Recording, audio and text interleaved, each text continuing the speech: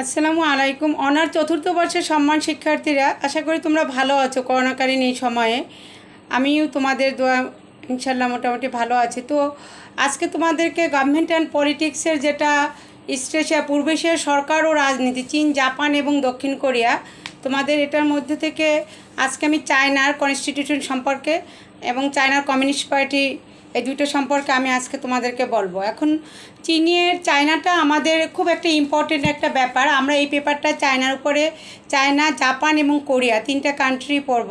তো এখানে চায়নার আর অনেক সিলেবাস লেংদি অনেক বেশি, সেক্ষেত্রে চায়নাটাকে আমরা শেষ করতে পারলে জাপানটা একটু মিডিয়াম স্ট্যান্ডার্ড আছে, কোরিয়া থেকে আমাদের সিলেবাসটা একটু কম।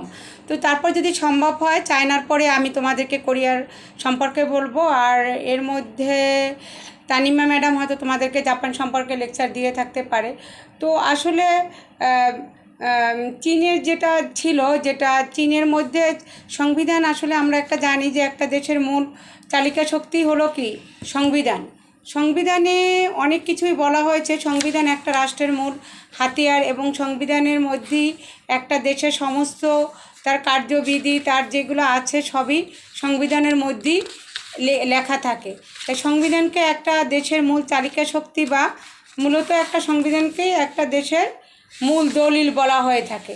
এই জিনিসটা তোমরা জানতে পারো। তো আমরা চীনের সংবিধান জানি যে চীনের সংবিধান 1954, 1975, 1978 অনেকবার কিন্তু চীনের সংবিধান নতুন করে হয়েছে। তো এখন যেটা আছে এরপরেও সংস্কার হয়ে যেটা আসছে সেটা চীনের 1982 সালের চীনের যে সংবিধানটা কী ছিল সেটা এখন মূলত সেই অনুযায়ী চীনের সংবিধানের বৈশিষ্ট্যগুলো আছে। তো একটা জিনিস সেটা জানি যে সংবিধানের গুরুত্ব দিতে গিয়ে যে সিএফ স্ট্রং বলেছিলেন, সংবিধান এমন কতগুলো নীতিমালার সমষ্টি যা দ্বারা সরকারের ক্ষমতা ও শাসিতের অধিকার উভয়ের মাঝেই একটা সম্পর্ক প্রতিষ্ঠিত হয়। সুন্দর একটা কথা। শাসিত এবং জনগণ এবং সরকারের মধ্যে একটা সুসম্পর্ক উভয়ের মধ্যে সেটা যেটা বলছিলেন যে constitution is the sacred did in any country. এটা একটা রাষ্ট্রীয় প্রশাসন পরিচালনার মূল হাতিয়ার হিসেবে কাজ করে। সংবিধানে সংযোজিত থাকে রাষ্ট্র নামক একটা সংস্থা। এই পরিচালনার মূল পন্থা বা পদ্ধতি সেই গুরুত্বকে উপলব্ধি করে জনগণের আস্থা অর্জন করে এবং রাষ্ট্রকে স্বাধীনতার পর এখানে যেটা বলছে 1954, 1975, 1978 এবং 82 সালে সংবিধান প্রণয়ন করা হয়। কোনো সংবিধানই নতুন, সুতরাং এই সংবিধানগুলো অনেকবার হওয়ার পরে 1982 সালে কিছু ম্যানিফেস্টো দেওয়া হয়েছিল তাদের, সেইটাই কিন্তু এখন পর্যন্ত বলবৎ আছে। তো চীনের সেটা অনুযায়ী যেটা ছিল চীনের সংবিধানটা কি আমি জানি, সংবিধান দুই রকমের হতে পারে, একটা লিখিত, রিটেন এবং আনরিটেন। লিখিত সংবিধানটা ছিল যে সংবিধানের ধারা বা অধ্যায় বা পদ্ধতিগুলো, অনুচ্ছেদগুলো লিখিত অবস্থায় আছে। আর যেটা অলিখিত সেটা কিছু আছে অন্যভাবে আসছে, এবং এটা হলো লিখিত সংবিধান। 1982 সালে চীনে যে সংবিধান প্রণয়ন করা হয়েছিল তার সম্পূর্ণ অংশটি ছিল লিখিত। ওই সংবিধানে ছিল একটি দীর্ঘ প্রস্তাবনা এবং 138টি ধারা ছিল। লিখিত আকারে উল্লেখ করা হয়েছে সংবিধানের সাধারণ নীতি ব্যবস্থা, রাষ্ট্রীয় ব্যবস্থা, বিভিন্ন রাষ্ট্রের সংগঠনগত ক্ষমতা, কার্যাবলী এবং নাগরিক অধিকার ও কর্তব্যের কথা সেখানে উল্লেখ করা হয়েছে লিখিত সংবিধানে। তারপর এটা ছিল রিজিড, দুষ্পরিবর্তনীয় সংবিধান। যে সংবিধান সহজেই পরিবর্তন করা যায় সেটাকে আমরা ফ্লেক্সিবল সংবিধান বলি, সুপরিবর্তনীয়। আর যেটা সহজে করা যায় না সেটা ছিল দুষ্পরিবর্তনীয়। তাহলে এটা ছিল কি দুষ্পরিবর্তনীয়, এটা একটা বৈশিষ্ট্য। লিখিত সংবিধান মানেই দুষ্পরিবর্তনীয় সংবিধান, যা সহজে পরিবর্তন করা যায় না। এই দুষ্পরিবর্তনীয় বৈশিষ্ট্য 1982 সালে চীনের সংবিধানে বিরাজমান ছিল। সংবিধানের 64 ধারা মোতাবেক জাতীয় গণকংগ্রেসের স্থায়ী কমিটি বা জাতীয় গণকংগ্রেসের 1/5 অধিক ডেপুটি সংবিধান সংশোধনীয় প্রস্তাব পেশ করতে পারবে। এ কথাটা তখন বলা হয়েছিল, যেটা সুপরিবর্তনীয় নয়, এটা দুষ্পরিবর্তনীয়। ডিপুটিদের 1/5 অধিক যে থাকবে তারা এ প্রস্তাবটা সংশোধন করতে পারবে। তারপর এখানে সমাজতান্ত্রিক, তোমরা আগেই জানো চীন একটা সমাজতান্ত্রিক রাষ্ট্র ছিল। তাহলে এখানে সমাজতান্ত্রিক ব্যবস্থার কথা এখনও বলা আছে। 1982 সালের সংবিধানের 1 নং ধারায় উল্লেখ আছে, সমাজতান্ত্রিক ব্যবস্থা হলো গণপ্রজাতন্ত্রী চীনের মূল ব্যবস্থা। কোনো ব্যক্তি বা সংস্থা সব কিছুতেই সমাজতান্ত্রিক ব্যবস্থার বিরোধী কোনো কার্যক্রম করতে বা অংশগ্রহণ করতে পারবে না। এটা সমাজতান্ত্রিক ব্যবস্থার কথা সংবিধানে বলা হয়েছিল। তারপর সার্বভৌমত্বের অধিকারী জনগণ। 1982 সালের সংবিধান অনুসারে জনগণ হলো সার্বভৌমত্বের অধিকারী। একমাত্র জনগণই রাষ্ট্র পরিচালনার মূল শক্তি। জনগণকে বাদ দিয়ে রাষ্ট্র অচল। জনগণ ছাড়া রাষ্ট্র বা সমাজ অচল। সংবিধানের 2 নং ধারায় বলা হয়েছিল, all power in the people's republic of China belongs to the people. মানে জনগণকে কেন্দ্রে রেখেই কার্যক্রম চালু হবে। জনগণ আইন অনুসারে বিভিন্নভাবে সামাজিক, সাংস্কৃতিক এবং অর্থনৈতিক বিষয়গুলো পরিচালনা করে থাকে। সংবিধানের 4 নং ধারায় 18 বছর বয়স্ক চীনা নাগরিকদের ভোটাধিকার ও নির্বাচিত হওয়ার অধিকারের কথা বলা হয়েছিল। 18 বছর হলে তারা নির্বাচনে ভোটাধিকার প্রয়োগ করতে পারবে, কথাটাও বলা হয়েছিল। তারপর এখানে বহুজাতিক রাষ্ট্রের কথা উল্লেখ ছিল। 1982 সালে চীনা সংবিধানে বলা হয়েছে, the people's republic of China is a unitary multinational state built up jointly by the people of the nationalist. অর্থাৎ চীন একটি বহুজাতিক রাষ্ট্র, বহুজাতির সমষ্টিবদ্ধ রাষ্ট্র। এখনও কোনো জাতিকে খাটো করে দেখার কোনো অবকাশ নাই। এখানে কোনো জাতিকেই খাটো করে দেখার কোনো অবকাশ নেই। সকল জাতির সমানই অধিকার রয়েছে। বিভিন্ন জাতির মধ্যে উক্ত ক্ষমতা এবং পারস্পরিক সহযোগিতার ভিত্তিতে সমাজতান্ত্রিক জাতীয় সম্পর্ক সৃষ্টি হয়েছে। এখানে বহুজাতিক রাষ্ট্রের তাহলে লিখিত সংবিধান, দুষ্পরিবর্তনীয় 2 সমাজতান্ত্রিক ব্যবস্থা, সার্বভৌমত্ব, অধিকারী হলো জনগণ, তারপর বহুজাতিক রাষ্ট্র এটা বলা হয়েছে। আর তারপর ছিল ইউনিটারি, যেটা এককেন্দ্রিক রাষ্ট্র। এটা ইতিহাস পর্যালোচনা করলে দেখা যায় যে পূর্বতন সোভিয়েত ইউনিয়নে একটি যুক্তরাষ্ট্র সরকার ব্যবস্থা বিদ্যমান ছিল, কিন্তু চীনে এখনও এককেন্দ্রিক সরকার ব্যবস্থা বিদ্যমান, যা 1982 সালের সংবিধানে উল্লেখ করা হয়েছে। তবে এখানে এককেন্দ্রিক সরকার ব্যবস্থার কথা বলা হলে বুর্জোয়া শ্রেণীর ক্ষমতা কেন্দ্রীভূত হওয়ার কথাও বলা হয়নি। এখানে প্রদেশ, স্বশাসিত অঞ্চল এবং কেন্দ্রীয় সরকারের নিয়ন্ত্রণাধীন বিভিন্ন পৌরসভা আছে। এখানে এককেন্দ্রিক রাষ্ট্র। অর্থনৈতিক ব্যবস্থা। 1982 সালের সংবিধান অনুসারে চীন একটি সমাজতান্ত্রিক রাষ্ট্র, সুতরাং তার অর্থব্যবস্থার প্রকৃত হবে সমাজতান্ত্রিক মতাদর্শের, যা সংবিধানের 6 নং ধারায় বলা হয়েছে। তারপর পররাষ্ট্রনীতির কথা বলা হয়েছে। 1982 সালে চীনের সংবিধান বহির্বিশ্বের সাথে সম্পর্ক প্রতিষ্ঠাকরণের জন্য পররাষ্ট্রনীতি নির্ধারণের কথা বলা হয়েছে। উল্লেখ করা হয়েছিল যে চীনের ভবিষ্যৎ সমগ্র পৃথিবীর ভবিষ্যতের সাথে ওতপ্রোতভাবে যুক্ত। স্বাধীন পররাষ্ট্রনীতি এবং পঞ্চশীল নীতি অনুসরণের কথা বলা হয়েছিল। পারস্পরিক সার্বভৌমত্ব, আঞ্চলিক সহযোগিতা এবং কূটনৈতিক সম্পর্ক স্থাপন, অন্যান্য দেশের সাথে অর্থনৈতিক ও সাংস্কৃতিক আদান প্রদানের মাধ্যমে শান্তিপূর্ণ সহাবস্থান, এই 5টি নীতির ভিত্তিতে গণপ্রজাতন্ত্রী চীন স্বাধীন পররাষ্ট্রনীতি অনুসরণ করে থাকে। তারপর দেখো নাগরিক কর্তব্যের কথা বলা হয়েছিল। 1982 সালে সংবিধানে 52 থেকে 56 নং ধারা পর্যন্ত চীনের নাগরিকদের অধিকার ভোগের পাশাপাশি রাষ্ট্রের প্রতি তাদের যেসব কর্তব্য রয়েছে তা পালনের কথা বলা হয়েছে। যেমন ছিল, তোমরা এটা বিভিন্ন রকমের চিহ্ন দিয়ে 1, 2 রোমান সংখ্যা দিয়ে লিখতে পারো। সংবিধান ও আইন মান্য করা, তারপর সামরিক বাহিনীতে যোগদান করা, মাতৃভূমিকে রক্ষা ও বৈদেশিক আক্রমণ প্রতিহত করা, আইন অনুসারে কর প্রদান করা, শ্রম শৃঙ্খলা মান্য করা, সরকারি সম্পত্তি রক্ষা করা, পরিবার পরিকল্পনা করা এবং শিক্ষা গ্রহণ করা, এই কর্তব্যের কথা বলা হয়েছিল। তারপর নাগরিক অধিকারের কথা বলা হয়েছে। 1982 সালের সংবিধানের 33 থেকে 51 ধারায় নাগরিক মৌলিক অধিকার ভোগের কথা বলা হয়েছে। কী মৌলিক অধিকার ভোগ করবে?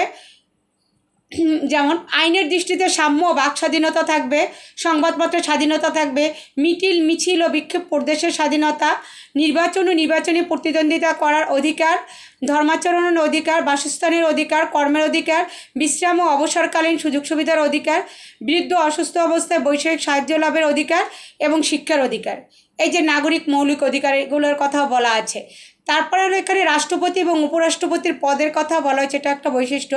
চীনের 1982 সালের সংবিধানে রাষ্ট্রপতি উপরাষ্ট্রপতি পদের প্রবর্তন ঘটানো হয়েছে।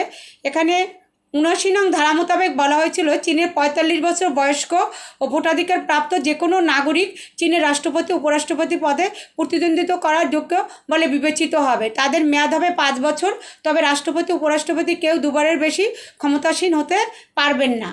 তারপরে কেন্দ্রীয় সামরিক কমিশন 1982 সালে চীনের সংবিধানের 93 ধারা অনুসারে একটি কেন্দ্রীয় সামরিক কমিশন গঠনের কথা বলা হয়েছে।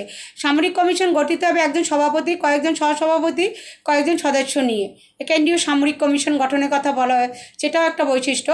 যৌথ নেতৃত্বের স্বীকৃতি 1982 সালে চীনের সংবিধানে যৌথ নেতৃত্বের কথা বলা হয়েছিল যেখানে চীনের জাতীয় গণকংগ্রেসের একটি স্থায়ী কমিটি রয়েছে এবং উক্ত যৌথ নেতৃত্বের কমিটি গঠিত হবে একজন সভাপতি, কয়েকজন সহসভাপতি, একজন মহাসচিব এবং আরও অন্যান্য সদস্য নিয়ে। এই স্থায়ী কমিটির সদস্য সংখ্যা বর্তমানে 200 মতো এখন। তারপর এক কক্ষ বিশিষ্ট আইনসভা 1982 সালের সংবিধান অনুসারে চীনের জনগণের প্রতিনিধিত্ব করার জন্য এক কক্ষ বিশিষ্ট কেন্দ্রীয় আইনসভার কথা উল্লেখ করা হয়েছে।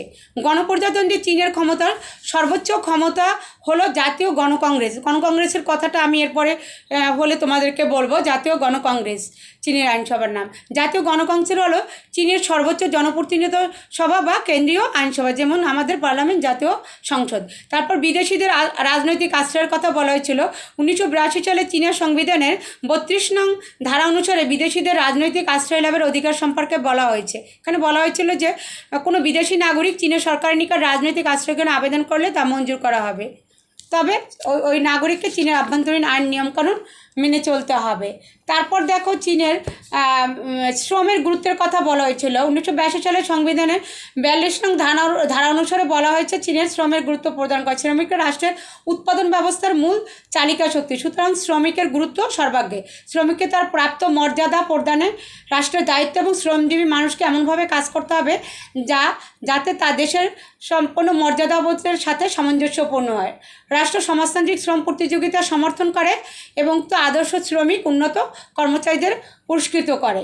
এভাবে করে এখন দেখো বর্তমান বিশ্বে চীনকে একটা মানে অর্থনীতি পরাশক্তি নিয়ে আমরা জানি যে বর্তমান যে বাজারজাতকরণ অবস্থা চীনের যে পূর্ণ বাজার পর্যন্ত, সেখানে কিন্তু দেখো চীনের উপরে একচাটিয়া একটা প্রভাব আছে।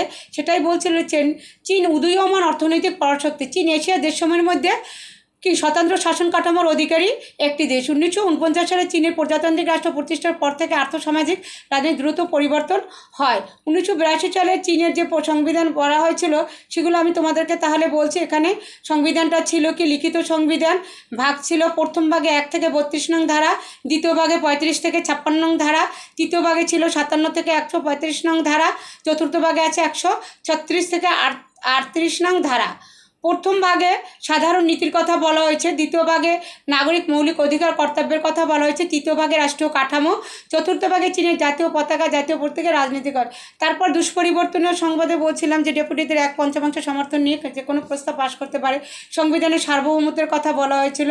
এখানে রাষ্ট্র ব্যবস্থার প্রকৃতি ছিল অন্যতম হয়েছে চীনের প্রকৃতি ছিল অর্থনৈতিক ব্যবস্থার করা বলা হয়েছিল, ব্যক্তিগত সম্পত্তির বিধান। তারপর বৈদেশিক বিনিয়োগ 1982 সালে চীনের সংবিধান বৈদেশিক বিনিয়োগের কথা সুস্পষ্টভাবে সংযোজন করা হয়েছিল। চীনের সংবিধান 18 নং ধারা অনুযায়ী চীনের আইন বৈদেশিক বাণিজ্যিক প্রতিষ্ঠান, বিদেশি অর্থনৈতিক সংগঠন এবং বিদেশি নাগরিকগণের ব্যক্তিগতভাবে চীনে বিনিয়োগ করতে পারবে। শ্রমিক স্বার্থ জানো, চীনে শ্রমিকের স্বার্থ অনেক বড় করেই দেখা হয়। চীনে 1982 সালে সংবিধানে শ্রমিক স্বার্থ রক্ষার উপর আবারও বিশেষভাবে গুরুত্ব আরোপ করা হয়েছে। সংবিধানে 42 নং ধারা বলা হয়েছিল চীনের প্রতিটি সমর্থ নাগরিকের নিকট শ্রম হলো একটি গৌরবজনক কর্তব্যকর্ম। অধিকার করা উৎপাদন বৃদ্ধির জন্য শ্রমিকদের অধিক বেতন প্রদান এবং সামাজিক কল্যাণ সাধনের ব্যবস্থা করবে। জনগণের সার্বভৌমত্বের কথা বলা হয়েছে। 1982 সালে চীনের সংবিধানে জনগণের সার্বভৌমত্ব প্রতিষ্ঠার কথা বলা হয়েছে। সংবিধানের সকল ক্ষমতা জনগণের হাতে ন্যস্ত করা হয়েছে এবং জাতীয় গণকংগ্রেসের মাধ্যমে এই ক্ষমতা প্রয়োগ করা হবে। গণতান্ত্রিক কেন্দ্রিকতার কথা, গণতন্ত্র এবং কেন্দ্রিকতা এই দুটি নীতিকে বুর্জোয়া রাষ্ট্র পরস্পর বিরোধী বলে মনে করা হয়। ফলে চীনের সংবিধানে এই নীতির উপর গুরুত্ব আরোপ করা হয়েছে। রাষ্ট্রীয় ক্ষেত্রে গণতান্ত্রিক কেন্দ্রিকতার নীতি মেনে চলার কথাও বলা হয়েছে। অর্থনৈতিক পরিকল্পনা 1982 সালের সংবিধান বলা হয়েছে যে সমাজতান্ত্রিক রাষ্ট্র মালিকানার ভিত্তিতে রাষ্ট্র অর্থনৈতিক পরিকল্পনা গ্রহণ করবে। পরিকল্পনার মাধ্যমে রাষ্ট্র জাতীয় অর্থনীতির সমানুপাতিক ও সমন্বয়মূলক বিকাশ সাধনের ব্যবস্থা করবে। বহুজাতিক রাষ্ট্রের কথা যেটা আগে বলছে মাল্টিন্যাশনাল রাষ্ট্রে, চীনের সংবিধানের পুনরাগে চীনকে একটি বহুজাতিক রাষ্ট্র হিসেবে ঘোষণা করা হয়েছে। চীনের বিভিন্ন জাতির মধ্যে পারস্পরিক সৌহার্দ্যপূর্ণ সম্পর্ক বজায় রাখার প্রতিশ্রুতি দেওয়া হয়েছে। ইউনিটারি স্টেট যেটা এককান্নিক রাষ্ট্র। 1982 সালের সংবিধানে প্রস্তাবনায় গণপ্রজাতন্ত্রী চীনকে একটি এককান্নিক রাষ্ট্র হিসাবে ঘোষণা করা হয়েছে। তারপর কমিউনিস্ট পার্টির কথা বলা হয়েছে। 1962 সময় চীনে কমিউনিস্ট পার্টির ক্ষমতা কিছু সংক্ষিপ্ত করা হয়েছিল। এই সংবিধানে বলা হয়েছিল যে চীনের কমিউনিস্ট পার্টির নেতৃত্বাধীন চীনের জনগণ নয়া গণতান্ত্রিক বিপ্লব সাধনে ও সমাজতন্ত্র প্রতিষ্ঠায় বিজয়ী হয়েছে। নাগরিক অধিকারের কথা যেটা বলছিলাম, 1982 সালে সংবিধানে চীনের নাগরিকদের মৌলিক অধিকারের কথা উল্লেখ করা হয়েছে। সংবিধানের দ্বিতীয় ভাগে নাগরিকের মৌলিক অধিকার যেমন আইনের চোখে সমান অধিকার, ভোটাধিকার, বাক স্বাধীনতা, সংবাদপত্রের স্বাধীনতা, সভা সমিতির স্বাধীনতা, ধর্মের স্বাধীনতার কথা বলা হয়েছে। রাজনৈতিক আশ্রয় লাভ 1982 সাল সংবিধানের অন্যতম বৈশিষ্ট্য ছিল এখানে রাজনৈতিক আশ্রয় লাভের বিধান রাখা হয়েছে। সংবিধানের 32 নং ধারায় সংগত বিধান আছে। আধুনিকীকরণের উপর গুরুত্ব আরোপ করা হয়েছে। 1982 সালের সংবিধানে চীনের সমাজতান্ত্রিক আধুনিকীকরণের উপর বিশেষ গুরুত্ব আরোপ করা হয়েছে। সংবিধানের 14 নং ধারায় সমাজতান্ত্রিক আধুনিকীকরণ সম্পর্কে রাষ্ট্রের ভূমিকার কথা আলোচনা করা হয়েছে। সমাজতান্ত্রিক আদর্শের একটা যে ভালো একটা জিনিস, এটার কথাও বলা হয়েছিল। চীনে 1982 সালে অর্থাৎ বর্তমান সংবিধানে সমাজতান্ত্রিক আদর্শভিত্তিক সভ্যতা বিনির্মাণের উপর গুরুত্ব আরোপ করা হয়েছে। সংবিধানের 22 ও 24 নং ধারায় বলা হয়েছিল যে রাষ্ট্র পুঁজিবাদী, সামন্তবাদী ও অন্যান্য অধপতিত ধারণার বিরুদ্ধে নিরলসভাবে সংগ্রাম করবে। এক্ষেত্রে কৃষক শ্রমিক শ্রেণী সমাজতান্ত্রিক সভ্যতা বিনির্মাণে নেতৃত্ব দেবে। এইগুলোই চীনের মূল সংবিধানের বৈশিষ্ট্য। তোমরা এভাবে লিখে শেষে লিখবা যে 1982 সালে চীনের সংবিধানই এখন বর্তমান সংবিধান। এর লক্ষ্য ছিল রাষ্ট্র আদর্শ লক্ষ্য ও জাতীয় সংস্কৃতির সমন্বিত একটা রূপ। এই সংবিধানে চীনকে একটি গণপ্রজাতন্ত্রী হিসাবে ঘোষণা করার মাধ্যমে জনগণের সার্বভৌমত্বের অধিক স্বীকার করে নেওয়া হয়েছে। অন্যদিকে কৃষক শ্রমিক শ্রেণীর স্বার্থ রক্ষার মাধ্যমে সমাজতান্ত্রিক আদর্শভিত্তিক সভ্যতা নির্মাণের কথা বলা হয়েছে। 1982 সালে চীনের সংবিধানে চীনের জনগণের আশাকাঙ্ক্ষার প্রতিফলন ঘটায় বর্তমানে এই সংবিধানটাই হলো চীনে কিন্তু দেখো শ্রমিক স্বার্থকে একটা বড় করে অনেক গুরুত্ব দেওয়া হয়েছে চীনের। তো তোমরা যদি এভাবে করে চীনের তোমরা এটা দেখো যে চীনের এই জিনিসগুলো তোমাদেরই কলকার। এখন দেখো চীনের জাতীয় গণকংগ্রেসের কমিটি আছে। চীনের জাতীয় গণকংগ্রেসের গঠন, ক্ষমতা ও কার্যবলী, এ প্রশ্নটা আমি তোমাদেরকে বলছিলাম। চীনের সংবিধানের প্রধান বৈশিষ্ট্য যেটা বললাম, আর একটা ছিল চীনের জাতীয় গণকংগ্রেসের গঠন, ক্ষমতা ও কার্যাবলী। তোমাদের এই জিনিসটাও দেখো, মাথায় রাখো। চীনের জাতীয় কংগ্রেস একটা উল্লেখযোগ্য ভূমিকা রাখে। এখন হলো যে গণপ্রজাতন্ত্রী চীনের বর্তমান সংবিধানে সার্বভৌমত্বের নীতির উপরই গুরুত্ব আরোপ করা হয়েছে। এই নীতি অনুসারে সকল ক্ষমতা কাদের হাতে থাকবে? জনগণের হাতে থাকবে। সংবিধানের 2 নং ধারা অনুসারে গণপ্রজাতন্ত্রী চীনের সমুদায় ক্ষমতায় জনগণের।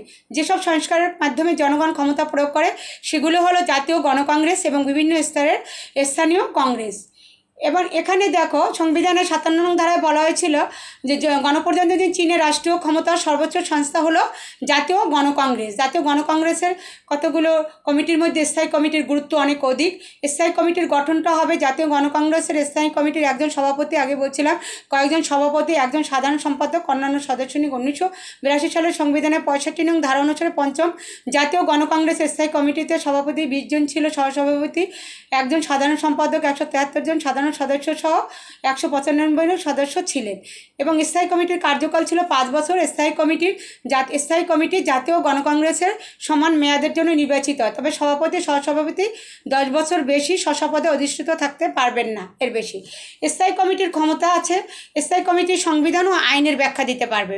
সংবিধান জনগণের অধিকার রক্ষা করছে কিনা, নাগরিক অধিকারের প্রতি কতটুকু শ্রদ্ধাশীল এবং সংবিধান প্রয়োগের যথার্থ আছে কিনা তদারকি করা হলো স্থায়ী কমিটির কাজ। স্থায়ী কমিটির গুরুত্বপূর্ণ ক্ষমতা হলো সংবিধানের 67 ধারা অনুযায়ী আইনের ব্যাখ্যা করা। সংবিধান সংশোধনের ক্ষমতাও আছে। জাতীয় গণকংগ্রেসের স্থায়ী কমিটিকে সংবিধান সংশোধন সম্পর্কিত ক্ষমতা প্রদান করার কথা বলা হয়েছে। 64 নং ধারাতে উল্লেখ আছে স্থায়ী কমিটি সংবিধান সংশোধনের প্রস্তাব উত্থাপনের বিষয়ে অধিকার রাখবে। কূটনৈতিক ক্ষমতা, কূটনৈতিক সম্পর্ক স্থাপন ও ভাঙ্গনের মতো গুরুত্বপূর্ণ ক্ষমতা স্থায়ী কমিটির হাতে অর্পণ করা হয়েছে। স্থায়ী কমিটি বিদেশি রাষ্ট্রের সাথে চীনের কূটনৈতিক প্রতিনিধিত্বের নিয়োগ ও বহিষ্কারের ক্ষমতা রাখবে। বিদেশি রাষ্ট্রের সাথে স্বাক্ষরিত চুক্তি অনুমোদন ও বাতিল করার ক্ষমতা স্থায়ী কমিটির হাতে সংরক্ষিত আছে। অর্থনৈতিক ক্ষমতার কথা বলা হয়েছে। দেশের আর্থসামাজিক উন্নয়নে বাৎসরিক বাজেটের ক্ষেত্রেও স্থায়ী কমিটির ক্ষমতার কথা বলা হয়েছে। এখানে তদারকি বা ক্ষমতা চর্চার কথা বলা হয়েছিল। স্থায়ী কমিটির হাতে কিছু গুরুত্বপূর্ণ বিষয় তদারকির ক্ষমতা অর্পণ করা হয়েছে, যেমন স্থায়ী কমিটি রাষ্ট্রীয় পরিষদ, কেন্দ্রীয় সামরিক কমিশন ও সর্বোচ্চ গণ গণ প্রকিউটরের কার্যাবলী তথ্যাবলী তদারকি করতে পারবে। তারপর নির্বাচনী ক্ষমতা, গণকংগ্রেসের সংবিধানে 69 নং ধারা অনুসারে স্থায়ী কমিটি জাতীয় গণকংগ্রেসের ডিপুটিদের নির্বাচন পরিচালনা করে, তবে ডিপুটিদের সংখ্যা এবং তাদের নির্বাচন পদ্ধতি জাতীয় গণকংগ্রেসের আইনের মাধ্যমে নির্ধারিত হয়ে থাকে। সভা আহ্বানের ক্ষমতাও স্থায়ী গণকংগ্রেসের হাতে আছে। 61 নং ধারা অনুসারে জাতীয় গণকংগ্রেসের অধিবেশন আহ্বানের দায়িত্ব স্থায়ী কমিটির হাতে আছে, ন্যস্ত আছে। তারপর বাতিলের ক্ষমতা, স্থায়ী কমিটির সংবিধানের সাথে অসঙ্গতিপূর্ণ রাষ্ট্রীয় পরিষদের সকল বিধিনিষেধ সিদ্ধান্ত এবং আদেশ বাতিল করার ক্ষমতা আছে। এছাড়া সংবিধান, বিধিবদ্ধ আইন, প্রশাসনিক বিধি, নিয়মাবলীর সাথে অসঙ্গতিপূর্ণ বিভিন্ন প্রদেশের সাথে রাষ্ট্রীয় ক্ষমতা প্রয়োগকারী সংস্থার কেন্দ্রীয় সরকারের সাথে নিয়ন্ত্রণাধীন শাসিত অঞ্চল ও পৌরসভার সিদ্ধান্ত নিয়মাবলী এটা বাতিলের ক্ষমতা আছে। সামরিক ক্ষমতা, সামরিক বিভিন্ন ক্ষেত্রে হস্তক্ষেপ বা ক্ষমতা প্রয়োগের এখতিয়ারও স্থায়ী কমিটির হাতে ন্যস্ত রয়েছে। যখন গণকংগ্রেসের অধিবেশন থাকে না, উক্ত সময়ে কোনো প্রকার সশস্ত্র আক্রমণ সংঘটিত হলে বা আক্রমণের বিরুদ্ধে প্রতিরক্ষা সম্পর্কিত আন্তর্জাতিক সন্ধির বাধ্যতামূলক প্রণয়নের ব্যবস্থা পূরণের প্রয়োজন এ কমিটির জরুরি অবস্থা ঘোষণার ক্ষমতা রয়েছে। আইন প্রণয়নের মূলক ক্ষমতা আছে। 1982 সালের সংবিধানে মৌলিক বিধিবদ্ধ আইন ছাড়া অন্যান্য আইন প্রয়োগের ক্ষমতা কমিটির হাতে প্রদান করা হয়েছে। ক্ষমা প্রদর্শনের ক্ষমতা, সংবিধানের 67 নং ধারা অনুসারে জাতীয় গণকংগ্রেসের স্থায়ী কমিটি বিশেষ ক্ষমতা প্রদর্শন কথা বলা হয়েছে। তারপর নিয়োগ ও অপসারণের ক্ষমতাও দেওয়া হয়েছে। নিয়োগ ও পদ হতে অপসারণমূলক ক্ষমতা স্থায়ী কমিটির হাতে অর্পণ করা হয়েছে। যেমন সর্বোচ্চ গণ আদালত ভাইস প্রেসিডেন্ট বিচারকগণকে, তার বিচার বিভাগীয় কমিটির সদস্যগণকে, সামরিক আদালতের প্রেসিডেন্টকে নিয়োগ অপসারণ করতে পারবে। এমনকি উক্ত পদ ছাড়া সর্বোচ্চ গণ প্রকিউটরের, উপ প্রকিউটরের ও জেনারেল ও প্রকিউটরের কমিটির সদস্যগণকে সামরিক প্রকিউটরের মাধ্যমে অপসারণ করার এখতিয়ার রয়েছে। তো এই জিনিসগুলো দেখে ইম্পর্টেন্ট কাজগুলো জাতীয় গণকংগ্রেসের হাতে আছে। এরপর লিখে তোমরা সেখানে 10, 12, 15টা আসবে।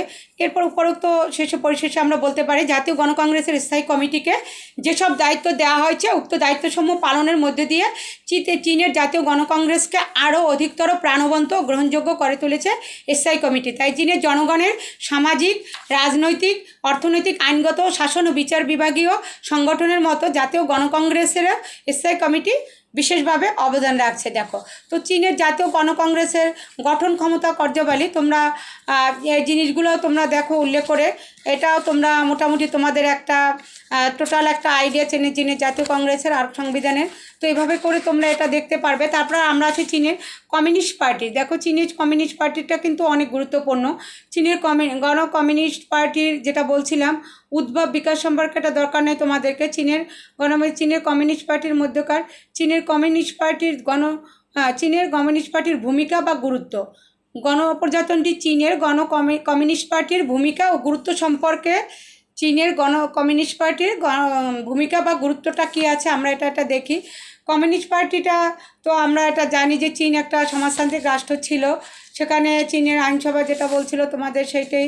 তো চীনের সরকার ও কমিউনিস্ট পার্টির মধ্যে অনেক রকম আছে। চীনের কমিউনিস্ট পার্টির দায়িত্ব কার্যাবলী সম্পর্কে অনেক ডিটেলস বলা হয়েছিল। যে চীনের কমিউনিস্ট পার্টির ভূমিকা সম্পর্কে বলা হয়েছিল যে রাজনৈতিক, সামাজিক, অর্থনৈতিক উন্নয়নের ক্ষেত্রে উল্লেখযোগ্য অবদান রাখতে চীনের কমিউনিস্ট পার্টির গুরুত্ব তুলতে গিয়ে মাও সেতুং বলেছিলেন, except for the Communist Party, none of political parties is equal to tracks in tending China's to great revolutions, democratic and socialist, to their complete realization.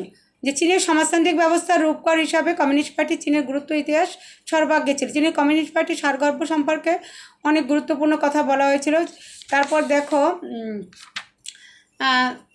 রাষ্ট্রীয় ক্ষেত্রেও চীনের যে জিনিসগুলো কমিউনিস্ট পার্টি গঠন হয়েছিল 1919 সালে পূর্ব সোভিয়েত ইউনিয়নের কমিউনিটার নামে একটি আন্তর্জাতিক কমিউনিস্ট পার্টির সংস্থা গঠিত হয়। এ গঠির মধ্যে 1921 সালে 1 জুলাই সাংহাই শহরে 70 জন সদস্য নিয়ে চীনের কমিউনিস্ট পার্টির জন্ম হয়। কমিউনিস্ট পার্টির আবির্ভাব চীনের রাজনৈতিক ইতিহাসে নতুন একটা অধ্যায়ের জন্ম দেয় এটা। তো চীনের কমিউনিস্ট পার্টির যে জিনিসগুলো ছিল, যে সেখানে চীনের কমিউনিস্ট পার্টির মূল যে জিনিসগুলো, চীনের কমিউনিস্ট পার্টির মধ্যে চীনের কেন্দ্রীয় কমিটির শৃঙ্খলা পরিদর্শনের কমিশনের কথা বলা হয়েছিল। চীনের কমিউনিস্ট পার্টির কেন্দ্রীয় কমিটির অধীনে শৃঙ্খলা পরিদর্শন কমিশন আছে। বর্তমানে পার্টির সংবিধান পার্টির আভ্যন্তরীণ নিয়ম শৃঙ্খলার উপর বিশেষ গুরুত্ব আরোপ করা হয়েছে। সংবিধানের 43-44 ধারায় বর্তমানে এই কমিশনের সদস্য সংখ্যা 132। সদস্যরা দ্বাদশ কেন্দ্রীয় কমিটির প্রথম পূর্ণাঙ্গ অধিবেশনের মাধ্যমে নির্বাচিত হয়েছে। তো আমরা যদি চীনের কমিউনিস্ট পার্টির গঠনটা দেখি, সেটা হলো কমিউনিস্ট পার্টির দ্বাদশ কংগ্রেসে কেন্দ্রীয় প্রাদেশিক স্তরে উপদেষ্টা কমিশন গঠনের প্রস্তাব গৃহীত হয়েছিল। তৎকালীন পরিস্থিতির বিচারে কমিশন গঠন ছিল একটি অভূতপূর্ব সাংগঠনিক পদক্ষেপ। কমিশন গঠনের পরই কেন্দ্রীয় প্রাদেশিক স্তরে অনেক প্রবীণ নেতা পদত্যাগ করেন এবং তাদের স্থানে নবীন নেতৃবৃন্দ অধিষ্ঠিত হয়।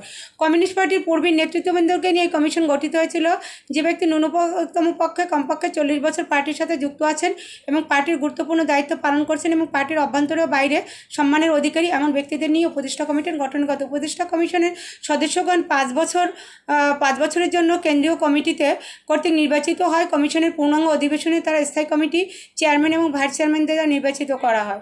কমিউনিস্ট পার্টির দ্বাদশ কংগ্রেসের ক্ষমতা ও কার্যবলী। কমিউনিস্ট পার্টির দ্বাদশ কংগ্রেসে গৃহীত পার্টির গঠনতন্ত্রে উল্লেখ হয়েছিল, পার্টির কেন্দ্রীয় কমিটির নেতৃত্বাধীনে পরিচালিত এ কেন্দ্রীয় উপদেষ্টা কমিশন পার্টির নীতির বিন্যাস এবং প্রয়োগের বিষয়ে সুপারিশ পেশ করবে। এ কমিশন কেন্দ্রীয় কমিটির অনুরোধে কোনো বিষয়ে পরামর্শ দিতে পারবে। যে কোনো বিষয়ে গুরুত্বপূর্ণ বিষয় তদন্তমূলক কার্য সম্পাদন এবং সমস্যার সমাধানে কেন্দ্রীয় কমিটিকে সাহায্য করবে। পার্টির অভ্যন্তরে ও বাইরে পার্টির প্রধান নীতি ও কর্মসূচি প্রচার এবং কেন্দ্রীয় কমিটি অন্যান্য কর্তব্য সম্পাদন করাই হলো কমিশনের প্রধান কাজ। তারপর 1982 এবং 1987 সাল পর্যন্ত পার্টির গঠনতন্ত্রের ন্যস্ত ক্ষমতা সম্পাদনের জন্য কমিশনের সদস্যগণ ঐক্যবদ্ধ প্রয়াস করেছেন। এর মধ্যে কমিশনের সদস্যগণে পার্টির নীতি, কর্মধারা এবং বহু সুপারিশ পেশ করছেন। কমিশনের সদস্যগণ গ্রামীণ অর্থনৈতিক নীতি, পার্টির সংহতি সাধন, অর্থনৈতিক কাঠামো সংস্কার সাধন, পঞ্চবার্ষিকী পরিকল্পনা, সাংস্কৃতিক মতাদর্শগত বিষয় বিকাশ এবং সিদ্ধান্তগ্রহণ প্রভৃতি ক্ষেত্রে গঠনমূলক সুপারিশ পেশ করেছে। কমিশনের সদস্যগণ কেন্দ্রীয় কমিটির পূর্ণ অঙ্গ অধিবেশনে অংশগ্রহণ করছে এবং বিভিন্ন ভোটাধিকার ছিল। তো আমরা কমিউনিস্ট পার্টির যে জিনিসগুলো দেখছিলাম, যে কমিউনিস্ট পার্টি আসলে এখানে গণমুক্তি ফৌজের কথা বলা হয়েছিল। গণপ্রজাতন্ত্রী চীনের গণমুক্তি ফৌজের মধ্যে একটা ইউনিট আছে। ইউনিটগুলো কেন্দ্রীয় কমিটির নির্দেশ অনুসারে কাজ করে। এ ব্যাপারে বর্তমান পার্টি সংবিধানের 23 নং ধারায় উল্লেখ আছে। গণমুক্তি ফৌজের একটি সাধারণ রাজনৈতিক বিভাগ রয়েছে। এটি চীনের কমিউনিস্ট পার্টির কেন্দ্রীয় কমিটির সামরিক কমিশনের কার্যনির্বাহী সংস্থা হিসেবে কাজ করে। কমিউনিস্ট পার্টিটা আসলে চীনের রাজনৈতিক ব্যবস্থা একটা গুরুত্বপূর্ণ ভূমিকা পালন করে এবং কমিউনিস্ট পার্টির চীনের একটা গুরুত্বপূর্ণই তুমি দেখো, সেটা একটা গুরুত্বপূর্ণ কমিউনিস্ট পার্টি এবং সরকারের মধ্যে একটা গুরুত্বপূর্ণ কমিউনিস্ট পার্টির দায়িত্ব কার্যাবলীর কথা বলা হয়েছিল। চীনের কমিউনিস্ট পার্টির কথার লক্ষ্য ছিল উন্নয়নের উপর বেশি গুরুত্ব আরোপ করে কমিউনিস্ট ব্যবস্থা রাষ্ট্র গঠনের একটা মূল লক্ষ্য কেন্দ্রবিন্দু হিসাবে কাজ করে। এখানে জাতীয় প্রতিরক্ষা, বিজ্ঞান, প্রযুক্তিবিদ্যা আধুনিকীকরণের প্রয়াস ব্যক্ত করা, অর্থনৈতিক ক্ষেত্রে আধুনিকরণের পাশাপাশি চীনের সভ্যতাকে সমাজতান্ত্রিক আদর্শভিত্তিক সভ্যতায় পূরণ করাও চীনের কমিউনিস্ট পার্টির একটা মূল লক্ষ্য ছিল। আবার আন্তর্জাতিক ক্ষেত্রে পার্টির কর্তব্য ছিল চীনের কমিউনিস্ট পার্টি জাতীয় নীতি গ্রহণ, আভ্যন্তরীণ নীতি গ্রহণের পাশাপাশি আন্তর্জাতিক ক্ষেত্রেও কতগুলি নীতি গ্রহণ করে, যেমন ঔপনিবেশিকতাবাদ, সাম্রাজ্যবাদ, আধিপত্যবাদের বিরুদ্ধে সোচ্চার প্রতিবাদ, দুর্বার আন্দোলন গড়ে তোলা, তারপরে মানব প্রগতি ও বিশ্বশান্তির পক্ষে সকল দেশের শ্রমিক, নিপীড়িত জাতি ও জনগণের মধ্যে ঐক্যের প্রতিষ্ঠাকরণ, পঞ্চশীল নীতির ভিত্তিতে চীনের সাথে অন্যান্য রাষ্ট্রের সম্পর্ক প্রতিষ্ঠা, মার্ক্সবাদ ও পারস্পরিক মর্যাদা, স্বাধীনতার ক্ষমতা, অন্যান্য রাষ্ট্রের আভ্যন্তরীণ হস্তক্ষেপ না করার নীতির ভিত্তিতে দেশের বিভিন্ন কমিউনিস্ট পার্টি ও ওয়ার্কার্স পার্টির সাথে সহায়তা। পার্টির প্রাথমিক রাষ্ট্রীয় নীতির উৎস কমিউনিস্ট পার্টিকে চীনের শ্রমিক শ্রেণীর অগ্রবাহিনী হিসাবে উল্লেখ করা হয়েছিল।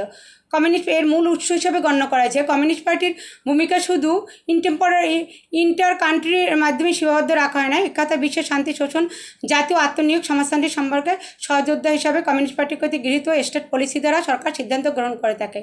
সাম্যবাদী সমাজ ব্যবস্থা প্রতিষ্ঠাকরণ কমিউনিস্ট পার্টির এতে বলা হয়েছে। দ্বাদশ কংগ্রেসে গৃহীত গঠনতন্ত্র অনুযায়ী বলা হয়, কমিউনিস্ট পার্টি সাম্যবাদী সমাজ প্রতিষ্ঠার মূল হাতিয়ার হিসাবে কাজ করে। কারণ কমিউনিস্ট পার্টি হলো চীনের সকল জাতিভুক্ত মানুষের স্বার্থের বিশ্বস্ত প্রতিনিধি এবং সমাজতন্ত্রের জন্য চীনের সংগ্রামরত সকল জাতিভুক্ত মানুষের স্বার্থের বিশ্বস্ত প্রতিনিধি এবং সমাজতন্ত্রের জন্য চীনের সংগ্রামরত সকল শক্তির মধ্যমণি। কমিউনিস্ট পার্টির গুরুত্বপূর্ণ দায়িত্ব হলো ডেভেলপমেন্ট অফ ডেমোক্রেসি, অর্থাৎ সমাজতান্ত্রিক আইনের ব্যবস্থাকে সুষ্ঠুভাবে গড়ে তোলা এবং জনগণের গণতান্ত্রিক একনায়কত্বকে শক্তিশালী করে তোলা।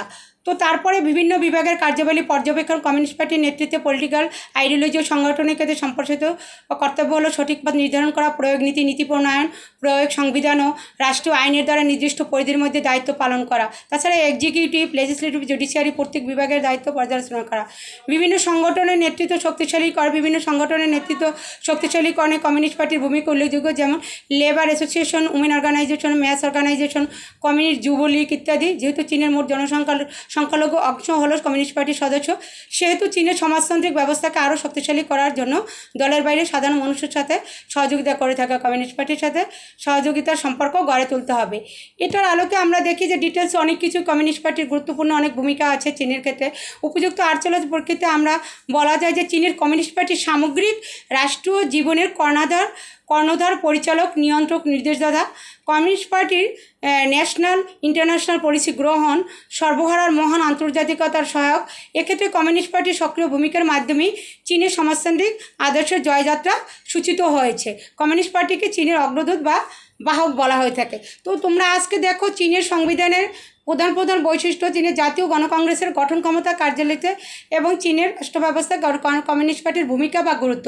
আমি 3টে টপিকস তোমাদেরকে বললাম। আশা করি করোনাকালীন সময় তোমরা নিজেদের সময়টুকু সঠিকভাবে কাজে লাগবে এবং নিজেদের স্বাস্থ্য সুরক্ষা রাখবে। আমি ফারজানা জেসমিন, সহযোগী অধ্যাপক, রাষ্ট্রবিজ্ঞান বিভাগের পক্ষ থেকে আমার শিক্ষার্থী এবং সকল বাংলাদেশের যার শিক্ষার্থী আছে সবার সুস্বাস্থ্য এবং সবাইকে সময়োপযোগী কাজে করার জন্য ধন্যবাদ জানিয়ে আজকের মতো আমার লেকচার শেষ করছি। সবাই ভালো থাকো। আল্লাহ হাফেজ।